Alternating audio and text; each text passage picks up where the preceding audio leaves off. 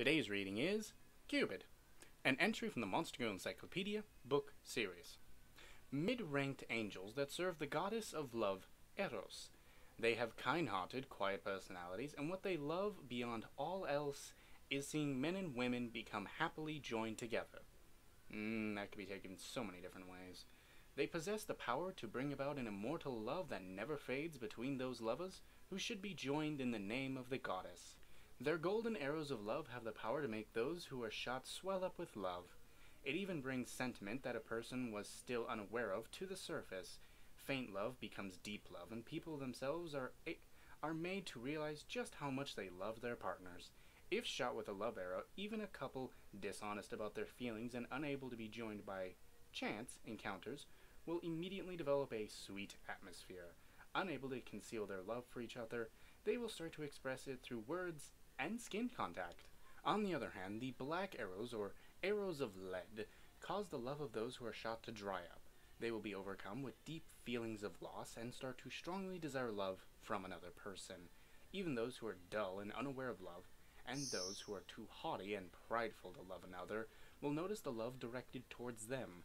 The importance of love will hit them like a ton of bricks, and they won't be able to help but acknowledge it.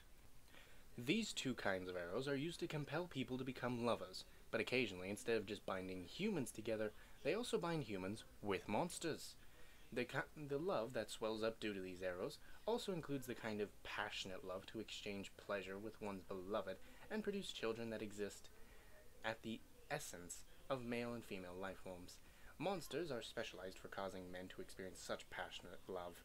They are beings of lustful passion that attempt to fulfill men with pleasure using their own bodies. Due to this, men being men will naturally experience a huge increase in lust towards monsters when shot by an arrow of love.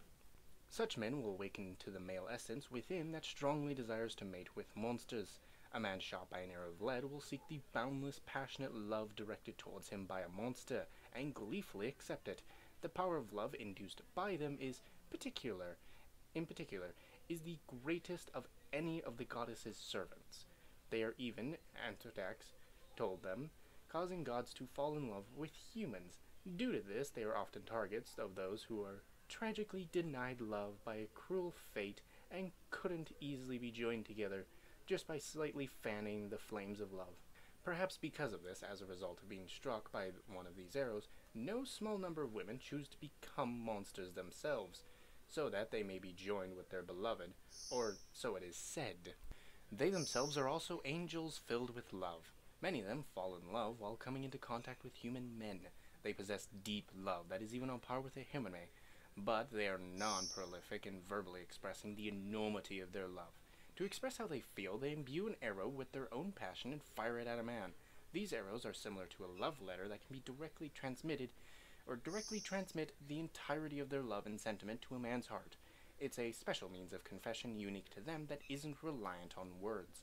However, the arrows of some individuals that have a great difficulty expressing their love and let it build up too much inside themselves can cause men to enter a trance-like state of ecstasy due to the man's heart being synchronized with the sheer enormity of their sentiment and love, resulting in a tremendous lust and arousal. Men who have gone out of control will end up sexually assaulting them, which may or may not actually be the desired outcome. Also, they possess a tremendous amount of passionate love, perhaps because of watching many couples, including monsters, make love. So that's what they mean by the skin contact. Once they are joined with their husband, the atmosphere becomes sweet, and they start to quietly brush their body against his. Additionally, monsterized individuals do exist amongst them, but as expected, hardly any distinction is apparent.